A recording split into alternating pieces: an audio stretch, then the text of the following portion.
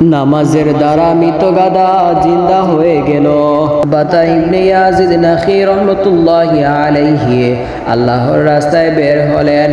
তার সাথে বড় এক কাফেলা। নাবাতা ইবনে ইয়াজিদের বাহন ছিল একটি গাদা। গাদাটি প্রতিমধ্যে মারা গেল।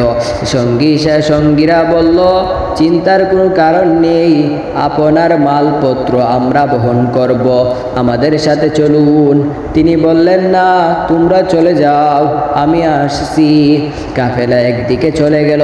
কাফেলাটি দৃষ্টির আড়াল হতেই নাবাতা ইবনে ইয়াজিদ রহমতুল্লাহি আলাইহি নামাজে মশগুল হলেন। 2 রাকাত নামাজ পড়ে হাত উঠালেন এবং বলতে লাগলেন, আবদুকা ফি সাবিলিকা ইউহিল ইযামা, হে আমার মাওলা, আপনার বান্দা আপনার রাস্তায় বের হয়েছে। হে আমার মহান পরওয়ারদিগার, হে সেই সত্তা যিনি হাড় অস্থি মজ্জায় জীবন দানকারী, এই বাহনটি আমার খুবই প্রয়োজন। আপনিও মুকাপেক্ষী আর আমি মুকাপেক্ষী।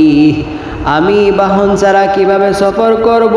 আশা করি আপনি অবশ্যই এর ব্যবস্থা করবেন এবং গাদাকে জিন্দা করে দেবেন।